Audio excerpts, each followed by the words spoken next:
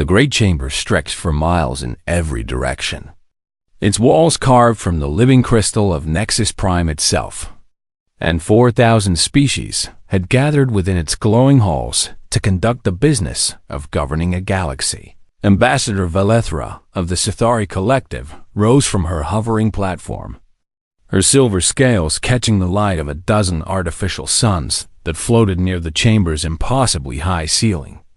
And she held in her four-fingered hand a data tablet that contained the names of species scheduled for removal from the Registry of Sentient Life. This was routine work, the kind of bureaucratic housekeeping that happened every century when the Council updated its records.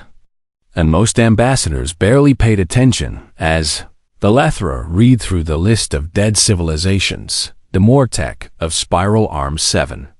Extinct due to solar expansion, she announced. And a few delegates nodded in distant memory of a species they had barely known, the crystalline singers of the Void Nebula. Extinct due to unknown causes, she continued. And somewhere in the vast chamber a Kethari diplomat made a note in his personal records. Then Valethra paused, and something almost like emotion flickered across her normally expressionless face as she read. The next entry, Homo sapiens of Sol 3, also known as Earth, extinct due to planetary destruction during the Helix War. Confirmed deceased for 847 standard years. The chamber fell silent for a moment, not out of grief, but out of something closer to curiosity, because humanity had been different from most species that found their way onto this list. They had been loud, the humans, always pushing and fighting and demanding things that more civilized species knew to accept could not be changed. And they had spread across their small corner of the galaxy with a speed that had made the elder races uncomfortable. But the Dominion had ended that, as the Dominion ended all things that grew too fast and too wild. And the planet cracker weapons had shattered Earth into a billion fragments that now orbited their yellow sun as a permanent reminder of what happened to species that did not know their place. The orbital colonies had been hunted down one by one, the generation ships intercepted before they could reach safe harbor. And for 800 years, not a single human biosignature had been detected anywhere in the known universe. Does anyone wish to speak on behalf of the deceased species before we finalize their removal? Valethra asked, following the ancient protocol that governed such proceedings. Silence answered her. Because who would speak for the dead? Especially the dead who had been so troublesome in life. The motion passes without objection, Valethra declared, and with a gesture she deleted humanity from the Great Registry, archiving their file alongside thousands of other failed species who had reached for the stars and found only darkness. The session continued with other business, treaties to negotiate and trade routes to approve, and the endless small conflicts that arose when 4,000 species tried to share a single galaxy. And by the time the artificial suns dimmed to signal the end of the day cycle, most delegates had already forgotten about the extinct humans ambassador. Valethra returned to her private quarters in the diplomatic sector of Nexus Prime, a comfortable suite of rooms that had been adjusted to match the humid atmosphere of her homeworld. And she was preparing for her evening meditation when every communication device in her quarters activated at once. The screens flickered with static. The audio systems crackled with interference. And then a signal cut through every frequency simultaneously, a transmission so powerful that it overwhelmed every relay station in the sector. Valethra watched in confusion as the same thing happened across the entire station, across the entire system, across what she would later learn was the entire galaxy. The signal carried no words and no images, only a set of coordinates pointing to a location in the great dark between galaxies where no ship had ever traveled and no sensor had ever reached, along with a time stamp indicating a date 3 solar cycles in the future. Then the signal ended as suddenly as it had begun, and the silence that followed was heavier than anything Valethra had ever experienced. Within hours the council had reconvened in emergency session. and 4,000 species demanded to know what had just happened. Our communication networks were compromised, announced High Chancellor Morth, a massive creature whose species had been among the founders of the Council itself. And we are still attempting to trace the origin of the signal, but that is impossible, protested a delegate from the Kethari Engineering Guild, whose people prided themselves on understanding every technology in the known galaxy. No single transmission could reach every relay simultaneously unless it originated from a source more powerful than anything we have ever constructed. The coordinates point to the intergalactic void, added another voice, a Morvith historian named Sylvan, who had spent his long life studying dead civilizations. There is nothing there but empty space and the cold between stars, and yet someone sent this message. Chancellor Morth replied, someone with technology beyond our understanding. Someone who wants us to come to them. The chamber erupted in debate. Theories and accusations flying between species who had been allies for millennia and rivals for longer. And no one could agree on what the signal meant or who had sent it. Some claimed it was a trap laid by the remnants of the Dominion, that ancient enemy who had terrorized the galaxy before their supposed defeat, while others suggested it was a first contact scenario with a species from beyond the galactic rim.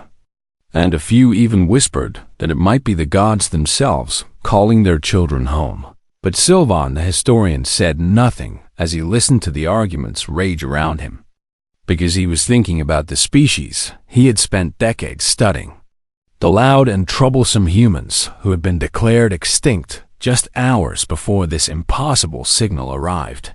He was thinking about a phrase he had found in their old transmissions. A phrase that had never made sense to him until this moment. Project Exodus. The humans had called it, and they had whispered it in the final days before their world burned. Sylvan looked at the coordinates on his data tablet. Coordinates pointing to the darkness between galaxies. And he felt something he had not experienced in centuries. He felt afraid, because he was beginning to understand that the Council had made a terrible mistake today, and that the species they had just declared extinct might be about to prove them very, very wrong. The research vessel Theorem cut through the darkness at the edge of known space, its engines burning at maximum power as it carried a delegation of the galaxy's finest minds toward coordinates that should have been empty. Sylvan the Morvith historian stood at the observation deck, watching the stars grow thinner as they traveled further from the galactic core than any council ship had ventured in recorded history. And beside him stood Ambassador Valithra and a team of Kethari engineers who kept checking their instruments as if hoping the readings would change. "We have passed the last known star system," announced the ship's captain through the internal communication system. "We are now entering the Great Dark." The Great Dark was what spacefaring species called the void between galaxies. That impossible expanse of nothing that stretched for millions of light years in every direction. And it was said that any ship foolish enough to enter would drift forever without hope of rescue. But the signal had come from somewhere out there, and it had repeated every cycle since that first transmission, growing stronger each time as if calling them forward. And the council had decided that someone needed to investigate. Sylvan had volunteered immediately, much to the surprise of his colleagues, who knew him as a quiet scholar, more interested in dead civilizations than living adventures. But he had his reasons for wanting to be here. For 3 days, he had searched the archives for everything related to humanity's final years. Every transmission intercepted and every report filed by council observers who had watched the Helix War unfold. And what he had found disturbed him deeply. The humans had known they were going to lose, he told Valithra as they stood together watching the darkness outside. Their military analysts predicted the Dominion attack cycles before it happened, and they knew Earth could not be saved. Then why did they not evacuate? Valithra asked.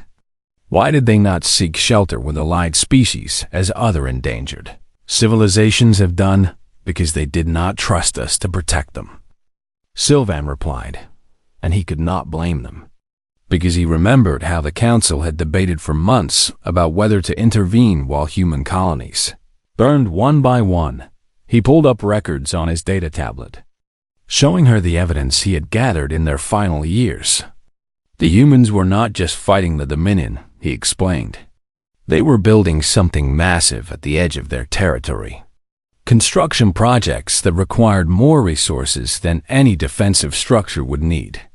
And they were sending ships loaded with supplies to coordinates that no longer exist in any of our databases. What are you suggesting?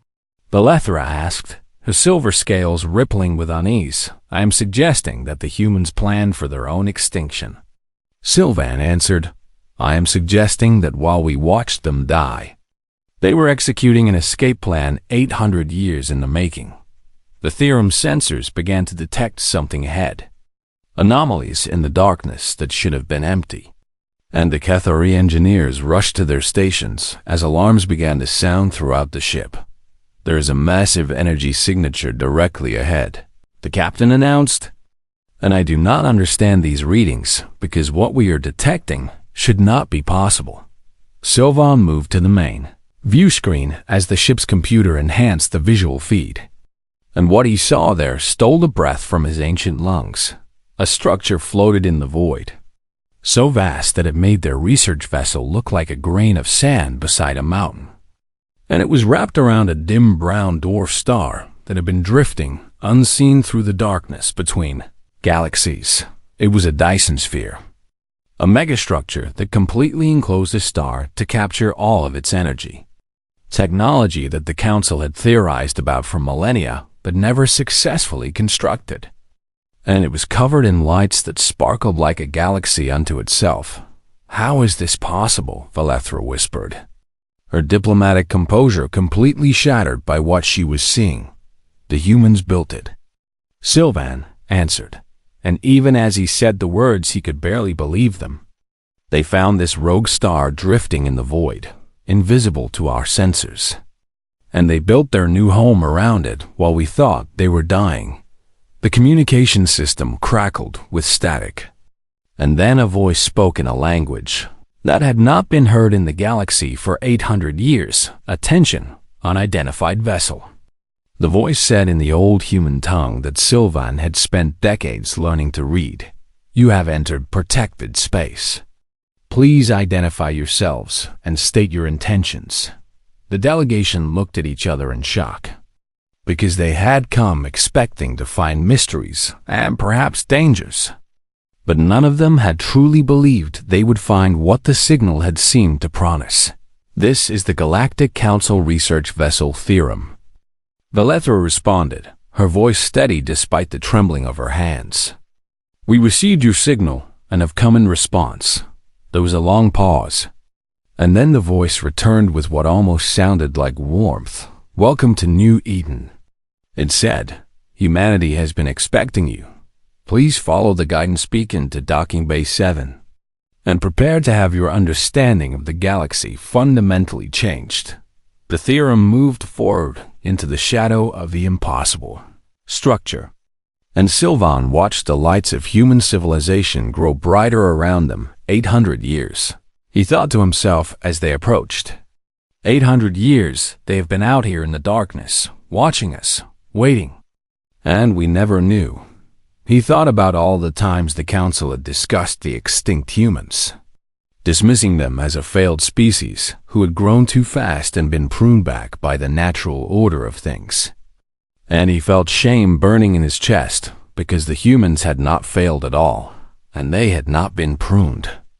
And what Sylvan was about to discover would change everything the galaxy believed about the species they had written off as dead. The docking bay doors opened before them like the mouth of some great beast, and the theorem flew inside to meet the ghosts of a civilization that had refused to die. The delegation stepped off their ship and into a world that should not have existed. A vast garden filled with trees and flowers that had once grown on a planet called Earth. And the air smelled of life in a way that made Sylvan's ancient heart ache with unexpected emotion. Humans walked among the growing things, More humans than the historian had ever imagined could exist. And they looked at the alien visitors with expressions that mixed curiosity with something harder to identify. "Welcome to New Eden," said a woman who approached them with confident steps, her dark hair streaked with gray and her eyes carrying the weight of command. "I am Commander Yuki Tanaka, 7th generation leader of the Exodus fleet. And I have been waiting a very long time to have this conversation."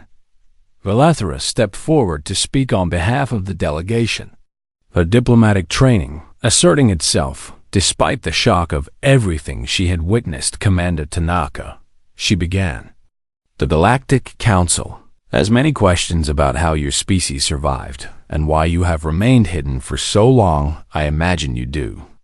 Commander Tanaka replied with a smile that held no warmth, "And I will answer them. But first, I want you to understand something important about why we are having this conversation at all." She gestured for them to follow her, and the delegation walked through gardens that seemed to stretch forever beneath an artificial sky that perfectly mimicked the blue heavens of humanity's lost homeworld. When the Dominion attacked Earth, Commander Tanaka explained as they walked, "Our leaders knew we could not win a direct confrontation. The enemy was too powerful and too numerous, and every battle we fought only delayed the inevitable destruction. But you fought anyway," Sylvan said, remembering the records he had studied. "You resisted longer than any species before you. We fought to buy time," Commander Tanaka confirmed. "Every ship we lost, every colony that burned, every soldier who died was part of a calculation designed to give our evacuation fleet the chance it needed to escape." She led them to a viewing platform that overlooked the interior of the Dyson Sphere.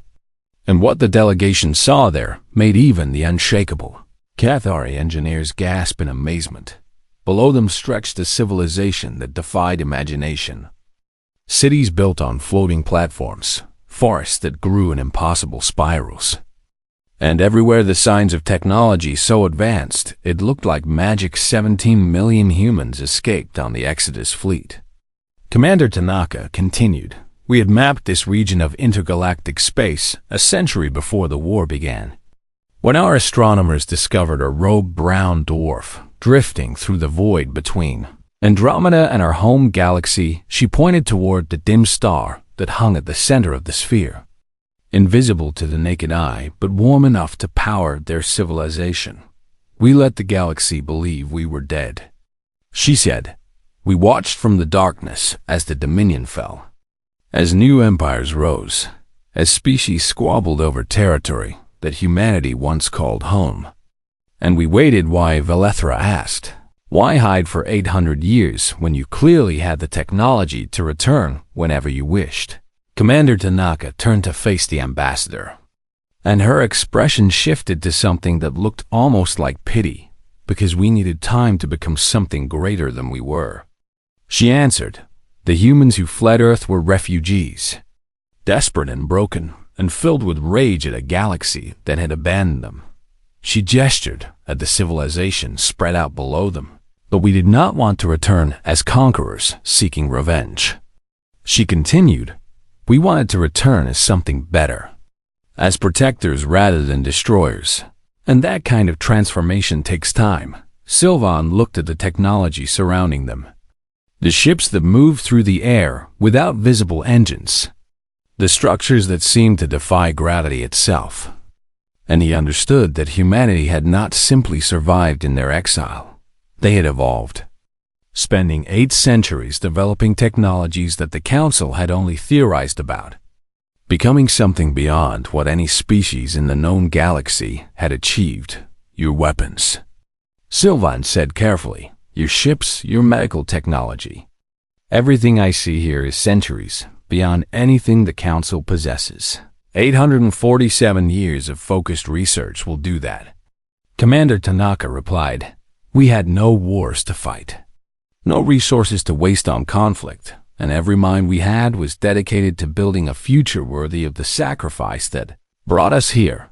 "Then why reveal yourselves now?" asked one of the Cathari engineers, why send that signal after so long in hiding? Commander Tanaka's expression darkened. And for the first time since they had arrived, the delegation saw fear in her eyes, because the threat that destroyed Earth is returning. She said, the Dominion was never destroyed. It was dormant, sleeping in the spaces between dimensions while it recovered from the wounds the galaxy inflicted during the last war. She activated a holographic display that showed sensor readings from the edges of known space, anomalies that the Council had dismissed as natural phenomena, but which humanity had been monitoring for centuries. They are waking up. Commander Tanaka continued, and when they emerge, they will be stronger than before, evolved just as we have evolved. And the galaxy is not ready to face them. Valethra felt cold, fear spreading through her body as she understood what the human commander was telling them. You sent the signal to warn us. She said, I sent the signal because in 3 cycles, the galaxy is going to need us. Commander Tanaka replied, we did not survive 800 years in the darkness just to watch everything burn again. And we did not build all of this just to hide forever. She looked at the delegation with eyes that had seen humanity rise from the ashes of their destroyed world. We came back to save you, she said simply, whether you deserve it or not. The Galactic Council erupted into chaos when the delegation returned with their impossible news. 4,000 species screaming accusations and demands at each other across the great chamber while the artificial suns flickered overhead as if disturbed by the turmoil below. The humans are lying, declared Ambassador Crothan of the militant sphere, his massive body trembling with outrage. This is a trick designed to make us lower our defenses so they can take revenge for what happened to their world. They have shown us evidence of the Dominion's return. Valethra argued back, sensor readings and dimensional analysis that our own scientists have confirmed are accurate. Perhaps they created the threat themselves. Another delegate suggested, perhaps they have spent 8 centuries building an army to destroy us all. Sylvan listened to the arguments with growing despair, because he had seen humanity's civilization with his own eyes, and he knew that Commander Tanaka had spoken the truth.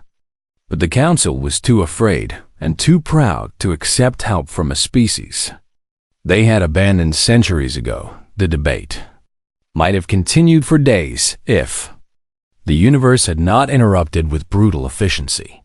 Alarms began to sound across Nexus Prime, across every Council world, across every ship and station in the known galaxy, as sensors detected something emerging from the spaces between dimensions. The Dominion had arrived. They came in numbers beyond counting. 1 billion ships pouring through rifts in reality itself. And they were not the Dominion that the galaxy remembered from 800 years ago. They had evolved in their long sleep. Their organic vessels now fused with technologies stolen from 1,000 conquered dimensions. And they moved with a hunger that made the old records seem almost gentle by comparison. Chancellor Morath commanded the combined fleet to engage, and the greatest military force the Council had ever assembled moved to meet the enemy in the outer systems of the galactic core. The battle lasted 4 hours. When it ended, 3/4 of the Council fleet had been destroyed, their most advanced weapons proving useless against an enemy that had adapted to every form of attack the galaxy could throw at them. Retreat, Chancellor Morath ordered, his voice broken with shock and grief. All remaining vessels retreat to defensive positions around Nexus Prime. The survivors fled, and the Dominion followed, spreading across the galaxy like a plague that consumed everything in its path. In the great chamber of the Council, 4,000 species waited for death to find them. And some of them prayed to gods they had not believed in for centuries, while others simply sat in silent acceptance of the. And then every communication system in the galaxy activated once again, and a human face appeared on every screen 800 years ago. Commander Yuki Tanaka said, her voice carrying to every world and every ship. The galaxy watched humanity die. You calculated that we were not worth saving. You were practical." She paused, and the weight of centuries hung in her words. "Now you ask us to save you." She continued, "And here is the difference between your species and mine. We will, not because you deserve it, but because that is who we are. That is who we have always been." The space around Nexus Prime began to shimmer and distort. And then the human fleet emerged from the darkness between dimensions. They did not fly like normal ships. They folded space itself, appearing and disappearing in ways that defied every law of physics the Council understood. And their weapons did not fire projectiles or energy beams, but instead struck at the quantum level, unmaking Dominion vessels atom by atom. The enemy tried to adapt as they had adapted to every threat before. But humanity had spent 800 years preparing for this exact moment, studying every record of Dominion warfare and developing technologies specifically designed to counter their evolution. Human fighters danced through swarms of enemy vessels. Their pilots linked directly to their ships through neural interfaces that allowed reaction times beyond biological possibility. And human capital ships created shields of folded space that the Dominion could not penetrate. The tide of battle turned in minutes. Commander Tanaka led the assault personally, her flagship cutting through the enemy formation like a blade through water. And behind her came the full might of a civilization that had spent 8 centuries preparing for this single purpose, the Dominion. That ancient terror that had haunted the galaxy since before the Council was formed began to retreat for the first time in recorded history.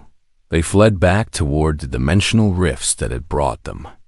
But the human fleet was faster, surrounding the openings and sealing them with technologies the Council had never even imagined. Within 11 days, it was over. The Dominion swarm that had seemed unstoppable was reduced to scattered remnants fleeing into the deep void, hunted by human vessels that could track them across dimensions themselves.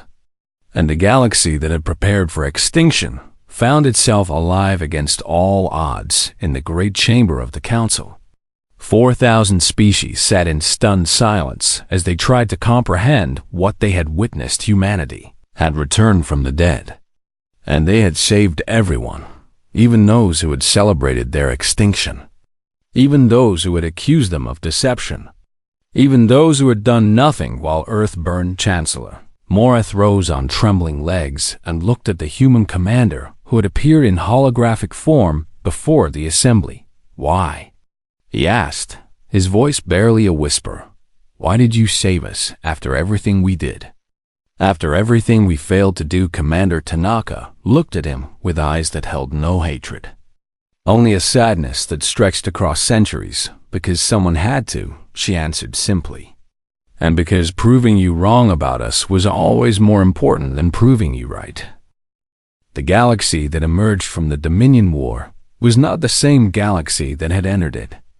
And not simply because of the physical destruction that scarred 1,000 worlds. Something fundamental had shifted in how the surviving species saw themselves and each other. And at the center of that shift stood humanity, the species that had been declared extinct and had returned to save everyone who had abandoned them. Chancellor Morath convened a special session of the Council to formally recognize humanity's return and to offer them whatever they wished as payment for their salvation.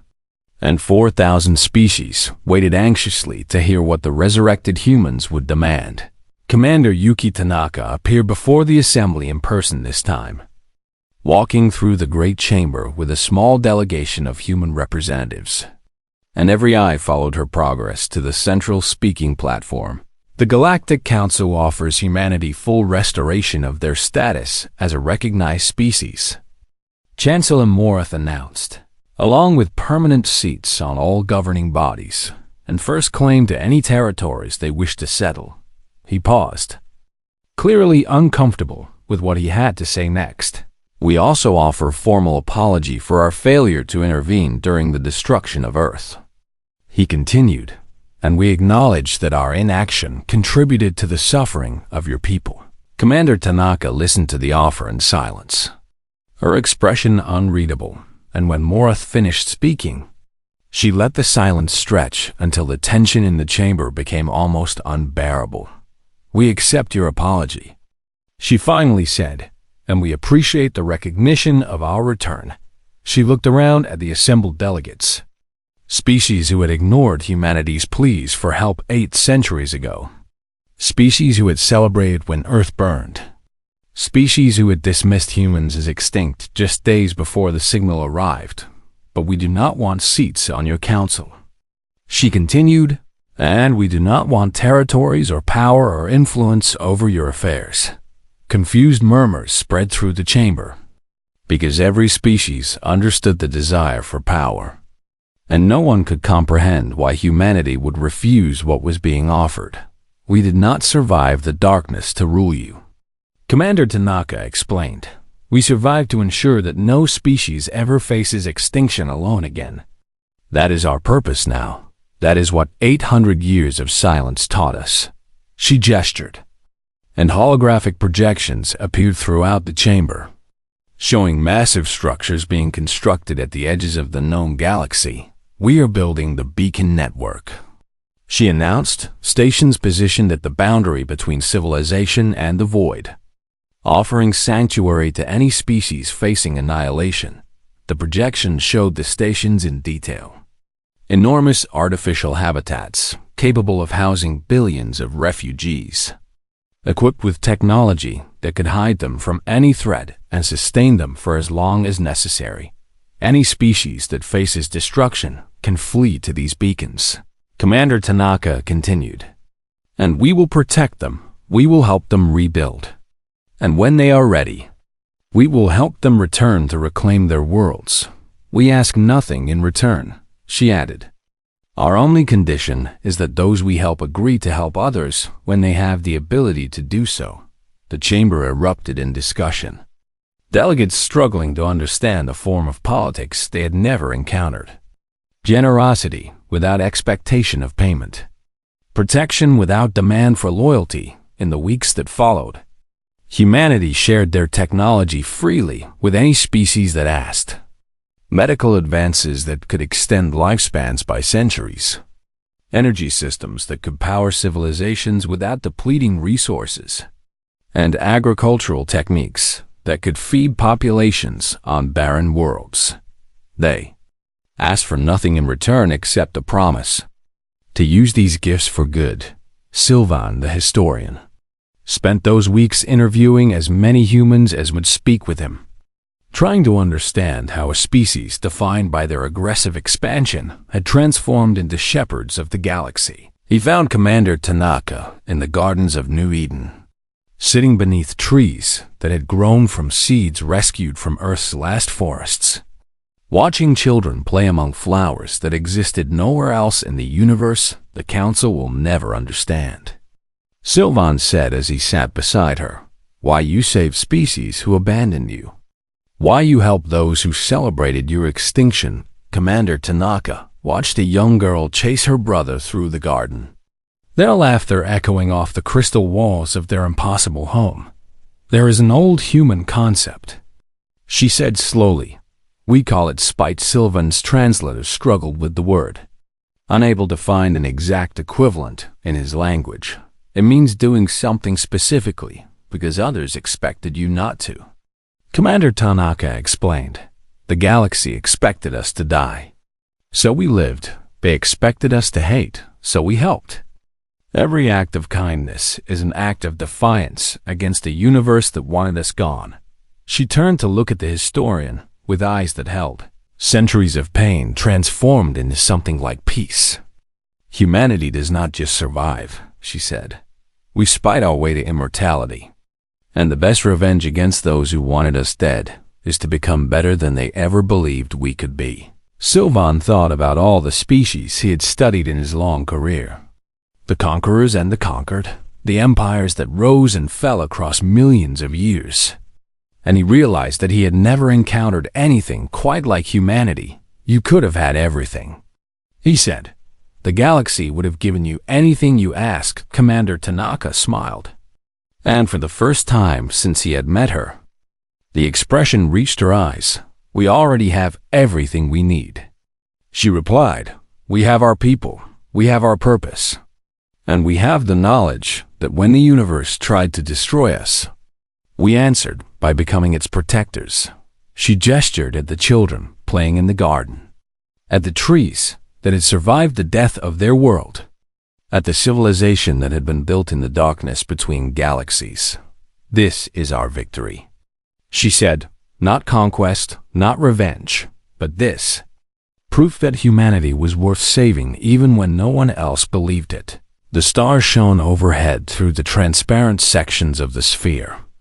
The same stars that had once seemed so hostile, now filled with the signals of species that humanity had chosen to protect. Sylvan looked up at those stars and understood that he was witnessing the birth of something new. Not an empire or a federation, but something that had no name in any galactic language. A species that had chosen to become guardians rather than rulers. The Council had declared humans extinct 847 years ago. They had never been more wrong. And the galaxy would never be the same in the Garden of New Eden. Children who would never know the world their ancestors had lost played beneath the light of a captured star. And their laughter carried the promise of a future that humanity had fought 8 centuries to build. The darkness between galaxies had not destroyed them. It had transformed them into exactly what the universe needed them to be.